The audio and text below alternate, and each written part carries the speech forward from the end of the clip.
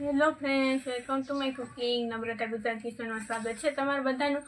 અને આજે આપણે બનાવવાના છે તે છે તે સાતમ આઠમ અને રક્ષાબંધન છે તે નજીક આવી રહી છે. તો તેના માટે થઈને આપણે છે તે આપણે સ્પેશિયલ એક નવી મીઠાઈ લઈને આવ્યા છે. તે પણ આપણે છે તે માત્ર 3 જ સામગ્રીથી અને એ ઓછા ખર્ચમાં અને ઘરે જ રહેલી સામગ્રીમાંથી અને બેસ્ટમાંથી બેસ્ટ એવી આપણે રેસીપી તૈયાર કરવાના છે. તો ચોખાના લોટમાંથી આપણે બનાવવાના છે રેસીપી. તો ચોખાના લોટની આપણે રેસીપી કઈ રીતના બનાવી તો હું તમને બતાવું છું. જેથી કરીને તમે છે આ વિડીયોનો અંત સુધી જોતા રહેજો અને નવા હોય તો ચેનલને સબસ્ક્રાઈબ કરી દેજો અને લાઈક કરી દેજો. કોમેન્ટમાં બતાવો તમે છે આ રીતે ક્યારે છે તે ચોખાના લોટમાંથી મીઠાઈ બનાવી છે કે નહીં. તે તો ખાસ કરીને રક્ષાબંધન માટે સ્પેશિયલ બનાવજો. તો આજે તો આપણે છે તે બનાવવાના છે તે છે તે રક્ષાબંધન નજીક આવી રહી છે. તો તેવા છે તો સાતમ આઠમ આવે છે. તો તેના માટે થઈ અને આપણે છે તે સ્પેશિયલ આપણે એક નવી રેસીપી લઈને આવ્યા છે. તે છે તે આપણે ચોખાના લોટમાંથી આપણે બનાવવાની છે.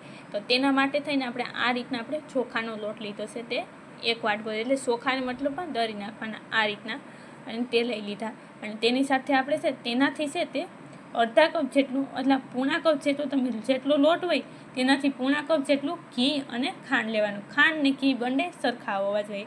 તો હવે આપણે આગળ સ્ટાર્ટ કરીએ. તો તેના માટે થઈને આપણે કઢાઈની અંદર આપણે જે ઘી લીધું છે તે બધું જ ઘી છે તે આપણે એકસાથે નાખી દઈશું. અને હવે છે તેને ગરમ જ છે ઘી, એટલે તેની અંદર આપણે છે તે ચોખાનો લોટ લીધો છે તે પણ નાખી દઈએ આ રીતે. અને હવે ગેસને છે તે ચાલુ કરી દેવાનું અને મીડિયમ ગેસ ઉપર છે તેને આપણે શેકવાનું છે. તો તેને આ રીતના મિક્સ કરી અને શેકી લેશું. તો પહેલાં મિક્સ કરી લઈએ. તો ચોખાનો લોટ છે તમે જોઈ શકો કેવો સરસ મજાનો છે તે ઘી સાથે એક્ઝેક્ટ થઈ ગયો. તો હવે તેને આપણે શેકાવા દેવાનો છે. તો હવે ગેસને છે તે મીડિયમ અથવા છે તે હાઈ રાખીને પણ તમે છે તેને શેકી શકો છો. તો તેને આપણે છે હાઈ રાખવું હોય તો તેને આપણે સખત હલાવતા રહેવું પડે. તો તેને આપણે આ રીતના હલાવતા જશું અને છે તેને આપણે થોડી વાર છે તો આપણે હાઈ રાખી દીધી છે. ને હવે છે તેને આપણે મીડિયમ કરી દઈશું. ને હવે તેને આપણે છે તે આ રીતના હલાવતા જશું. એટલે થોડીક જ વારમાં છે તો આપણો લોટ બધો છે તે શેકાઈ જશે અને તેની અંદરથી સરસ મજાની સ્મેલ આવશે અને તેનો કલર પણ છે તે થોડો ટ્રાન્સફર થઈ જશે.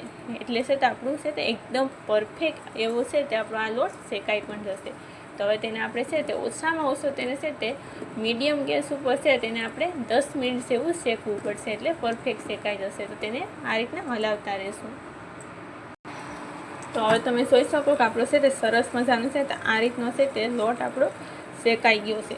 તો હવે તેની અંદર આપણે છે તે 2 ચમચી જેટલું આપણે દૂધ નાખવાનું છે. સાચું દૂધ નથી નાખવાનું આ રીતે. એટલે છે તે કોઈ પણ આપણે મીઠાઈ બનાવતા હોય તો દૂધ નાખીએ તો આપણી મીઠાઈ છે તે એકદમ ટેસ્ટી થઈ જાય છે. તો આ રીતના તમે જોઈ શકો કણી કણી આપણી મીઠાઈ થઈ જાય. તો તેની અંદર આપણે છે તે દૂધ નાખી દીધું. તો તેને આપણે ફટાફટ હલાવતા રહેવાનું છે. તો આ રીતના તેને હલાવી નાખશું સરસ મજાનું. અને હવે આપણે તેની અંદર શું નાખવાનું છે ખબર?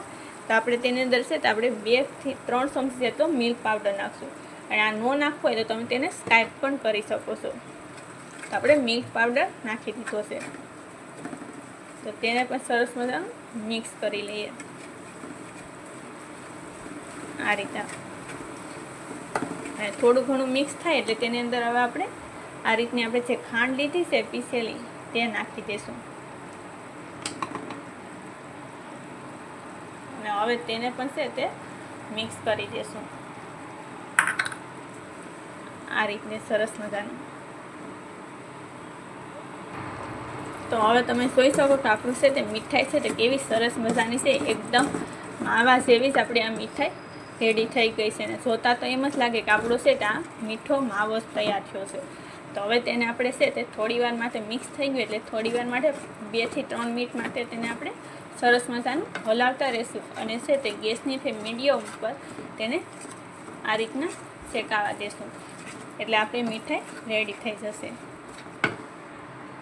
તો હવે તમે જોઈ શકો કે આપણી છે તે સરસ મજાની છે આ રીતની છે તે મીઠાઈ રેડી થઈ ગઈ. તો ગેસને આપણે ઓફ કરીને નીચે ઉતારી લેશું. તો નીચે ઉતારી લીધી છે મીઠાઈને. તો અહીં આપણે છે તે એક ઓલાની અંદર આપણે છે તે ઘી લગાવી દેવાનું થોડું ઘણું. અને હવે તેની અંદર છે તે આપણે આ બધી મીઠાઈ છે તે એકસાથે નાખી દેવાની છે આ રીતે. તો હવે તમે જોઈ શકો કે આપણે છે તે આ રીતના મીઠાઈને છે તે અંદર નાખી દીધી છે. તો હવે છે તેને આપણે ઠંડી થવા દેશું. હવે તમે જોઈ શકો ઉપર છે તે ઘી પણ છે તે વધારે આપણે નાખ્યું હોય ઘી તો જ છે તો આપણે આ મીઠાઈ રેડી થશે. તો હવે છે તેને આપણે થોડી વાર માટે ઠંડુ થવા દેવાનું છે. તો તેને આપણે ઓછામાં ઓછી 20 થી 25 મિનિટ માટે તેને ઠંડુ થવા દઈએ. હવે તમે જોઈ શકો કે આ કેવું સરસ મજાનું છે તે આ રીતના ઠરી ગયું છે. તો હવે તેની અંદર છે તે આપણે આ ડ્રાયફ્રૂટ પણ નાખવાના છે. તો પહેલાં છે તેને આપણે છેકા પાડી લઈશું સરીની મદદથી. તો તેને આપણે છે તે આ રીતના શેકા પાડી દઈશું. કંઈક ટટાણે છે તે એકદમ છે તે જામી ગયું છે. તો તમે પણ છે તે આ રીતના બનાવો એટલે છે થોડી વાર છે તે ઠંડુ થવા દેશે એટલે છે તે સરસ મજાનું છે તે આ જામી જ જાય.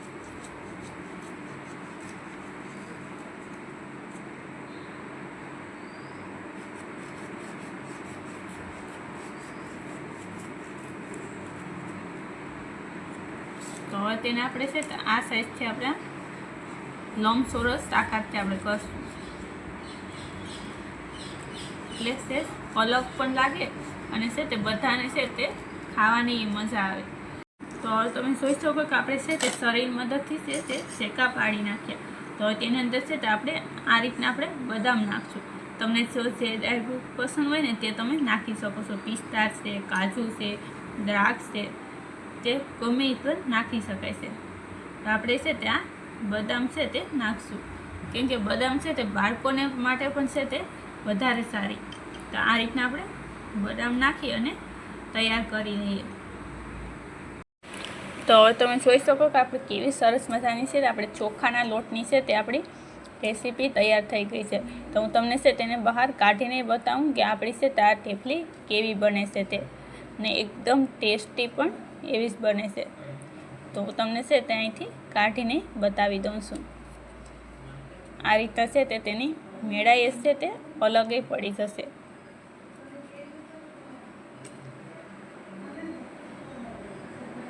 તો હવે તમે જોઈ શકો કેવી સરસ મજાની છે તે આપણે આ રીતની છે તે આપણી આ તમે જોઈ શકો કે માવા જેવી છે તે આપણી આ છે તે ચોખાના લોટમાંથી છે તે આપણી આ મીઠાઈ તૈયાર થાય છે. કેમ કે તમે છે ને આ રીતના જો કોઈને ખવડાવશો તો કોઈ ઓળખી પણ નહીં શકે કે આ છે તે માવાની છે કે ચોખાના લોટમાંથી બનાવેલી છે. અને આમાંથી તમે છે તે પેંડા પણ તમે બનાવવા માગતા હોય તો પેંડા પણ આમાંથી બની જાય છે. અને આ રક્ષાબંધન માટે તો આપણે સ્પેશિયલ બનાવી છે આ રેસીપી. તો તમે પણ જો રક્ષાબંધનમાં પણ તમે આ રીતના સ્ટોર કરીને રાખવા માગતા હોય તો આ 15 થી 20 દિવસ માટે થઈ અને જરાય છે તે બગડતી નથી અને એકદમ ટેસ્ટી એવી જ આ મીઠાઈ તૈયાર થાય છે. તો તમે પણ ચોક્કસ બનાવજો અને નવા હોય તો ચેનલને સબસ્ક્રાઈબ કરી દેજો અને લાઇક કરી દેજો અને કોમેન્ટમાં બતાવજો તમે આ રીતની ક્યારેય રેસીપી બનાવી છે કે નહીં તે.